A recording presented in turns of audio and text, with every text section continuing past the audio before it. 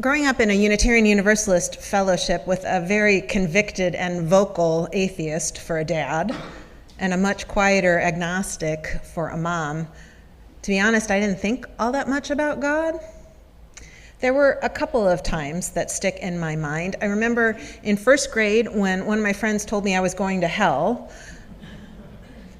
and I came home all upset, and my parents told me that people believe all kinds of things, and that in their mind, as far as my parents were concerned, if there was only one right answer, there would be only one right answer.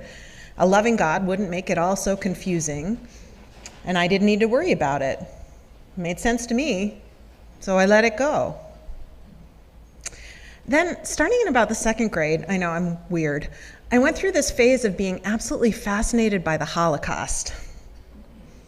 I read everything I could get my hands on, fiction, nonfiction, even plays. Does anyone remember I Never Saw Another Butterfly? Yeah?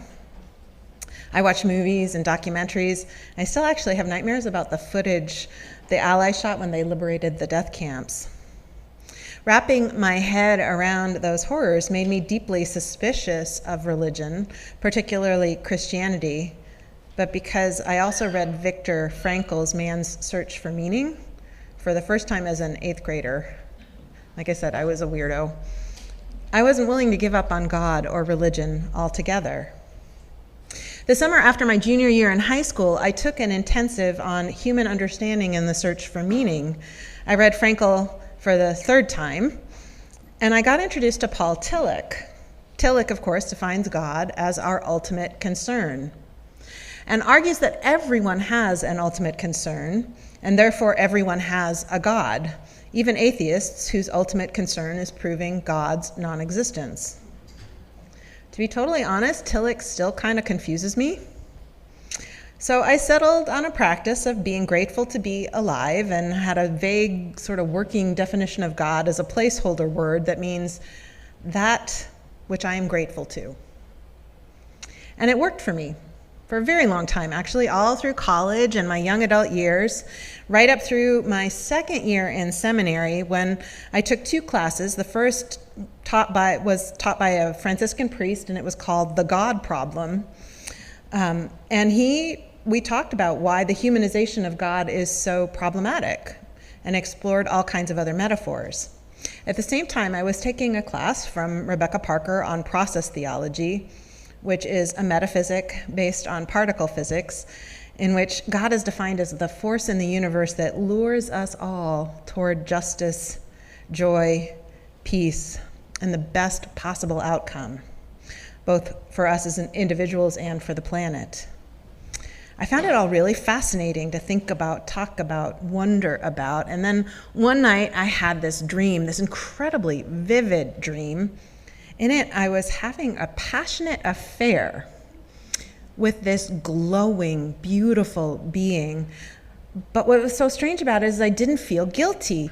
Even though I was married, both in the dream and in real life, my spouse knew about this affair and supported both it and me.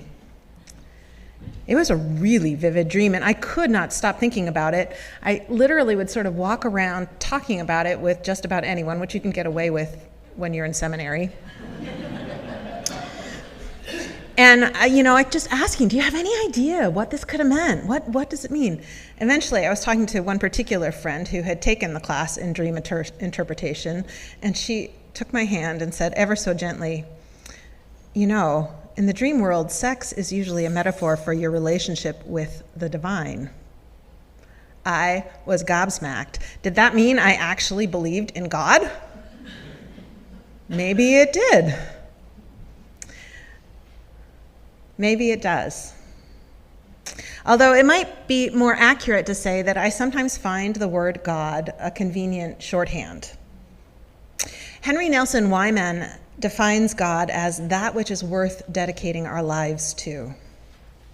I've dedicated my life to a particular vision, a world where all children grow up safe and loved, and all adults accept themselves and others unconditionally, a world where we live in harmony with one another and the natural world. So the word God evokes for me this task, this dream, this vision. What do you believe is worth dedicating your life to?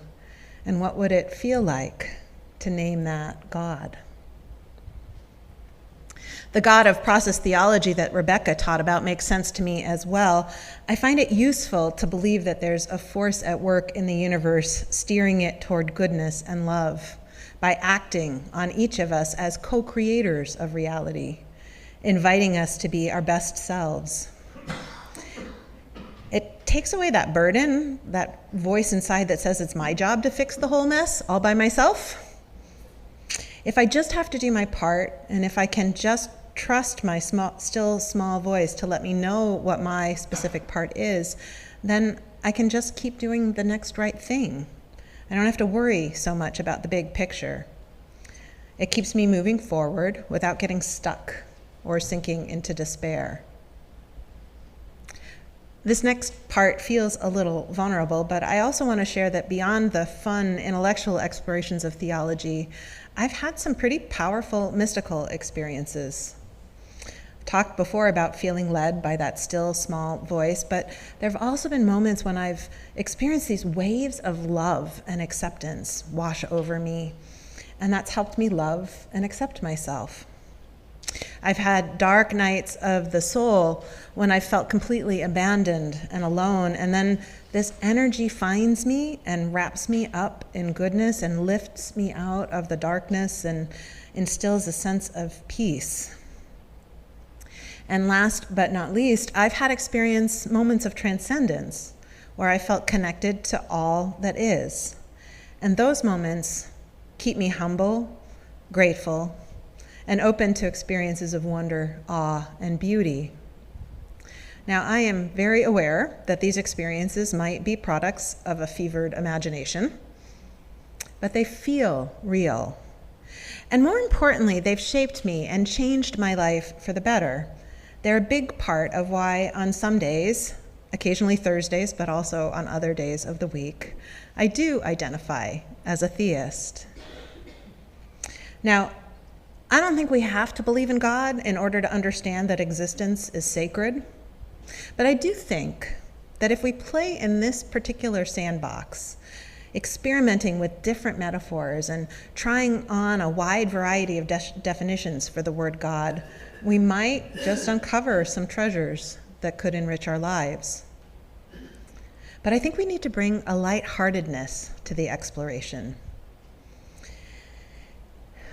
It feels like high stakes, given the damage that people have done over the years in the name of a God they created in their own image.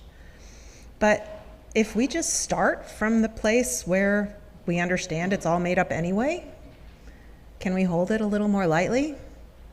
Can we enter into theological conversations with beginner's mind, maintaining a sense of curiosity and a willingness to be wrong?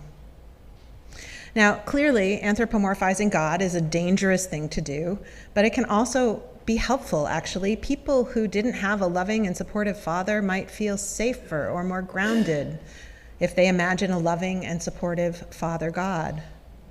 People who felt like second-class citizens because of their gender or some other aspect of their identity can benefit from embracing a God made in their own image. Studying goddess spirituality, for instance, has helped countless women step into their own power. Then there's a whole universe full of non-human metaphors we can try on. God as the wind, or as an invisible thread that connects us all, as the love that holds us no matter what. God as the interdependent web of light. Heck, you can even imagine a flying spaghetti monster if that makes you happy. Having some working concept of a God that transcends our human limitations can help us make peace with our human limitations. There are even some really interesting representations of God in the movies or on TV. Morgan Freeman is way more appealing, for instance, than Charlton Heston. But I'm wondering if anyone else has watched Lucifer. Any other Lucifer fans? Okay, so I found its theology quite compatible with my own, very healthy, and God on that show is burnt out, slightly irritable. He's an old man who wants to hand over the whole mess to his kids and just go off and be with his wife, the goddess who created the universe in the first place. This God is defensive, but also apologetic about the fact that he's the one who kicked her out of heaven in the first place, as if he realizes the harm that was done by patriarchal monotheism. Now, in a Unitarian Universalist context, our theological explorations aren't boundaried by tradition or other people's opinions, but they do have boundaries. For example, if it's going to have any integrity, whatever understanding of God we play with has to take evil, suffering, and the human proclivity to cause harm into account. We need to wrestle with the problem of theodicy. If God is all-loving and all-powerful, how could God possibly allow atrocities like the Holocaust, like Gaza, like pedophilia and human trafficking, like the senseless bombing of schools? Bill Schultz, who served as president of the Unitarian Universalist Association as well as executive director of Amnesty International, once charged a room full of Unitarian Universalist ministers to reject any concept of God that doesn't account for torture. He writes in an article in the UU World called "What Torture Has Taught Me," "I would submit that no God worthy of the name is present in a torture chamber. The torture victims I've encountered often talk about how they survived by focusing on loved ones, their political cause, their hatred for their torturer, or their comradeship with other prisoners. But they rarely mention God or faith." He continues, "I'm not trying to score some cheap point against the notion of God. Over the years, I have myself become increasingly comfortable using the word to describe the source of graciousness upon which we depend for our very lives. All I am saying is that whatever our conception of God, should we have one, it needs to be both complex enough and circumscribed enough to account for the fact that God's absence, true absence, is as real a phenomenon as God's immanence." For my own part, I solved the dilemma by releasing any notion of an all-powerful God. I can't make myself believe in a God that makes things happen, either good things or bad things. I can, though, imagine a God that is all-loving, pervasively present, and grieving alongside us when confronted by suffering or evil. Another boundary has to do with the consequences of our beliefs. If what we imagine about God, or anything else really, enables or encourages cruelty, selfishness, or a sense of superiority, that runs counter to our shared values. Now, our beliefs alone don't move us outside the limits of our covenant, but our actions can, and bad beliefs inspire bad actions. So it behooves us to think that through and pay attention. Perhaps the most important boundary has to do with how we interact with people whose beliefs are different than our own. We do not proselytize here. We don't expect other people to share our beliefs or follow our lead. We don't judge or look down on people who don't share our particular set of beliefs. It's important not to question the intelligence or the legitimacy of another person's spiritual path. But within those boundaries, there is so much freedom. So don't be afraid to venture in, to dig around. Just play. What if God is like a golden retriever? That would be a pretty nice God. What would it feel like to be a pantheist, to believe that everything is part of God? Or a panentheist, believing that the divine interpenetrates every particle of the universe? What would it feel like to name God that love that holds us, that love that we sing about every week? See, just because it's all made up doesn't mean it doesn't matter. Because what we believe influences how we behave, how we feel, who we become, who we are. So it behooves us to choose wisely. In the case for God, Karen Armstrong writes, "The point of religion is to live intensely and richly here and now. Truly, religious people are ambitious. They want lives overflowing with significance.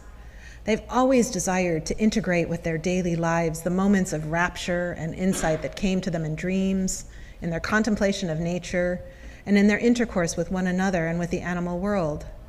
Instead of being crushed and embittered by the sorrow of life, they sought to retain their peace and serenity in the midst of their pain. They yearned for the courage to overcome their terror of mortality. Instead of being grasping and mean-spirited, they aspired to live generously, large-heartedly, and justly, and to inhabit every single part of their humanity. We don't have to believe in God to be religious, but we do have to make sure that any God we choose to believe in points us in the right direction. And if we're doing it right, our spiritual life and our religious choices will keep changing over time. We'll keep exploring and growing and figuring out how to live ever more fully. This community exists in part to provide an incubator, a place where we hold one another as we do this weird meaning-making thing that humans seem to do. Our job, our gift to one another, is to create a space where each and every one of us can find the beliefs that support fuller and more loving lives. So be it, and so may it be.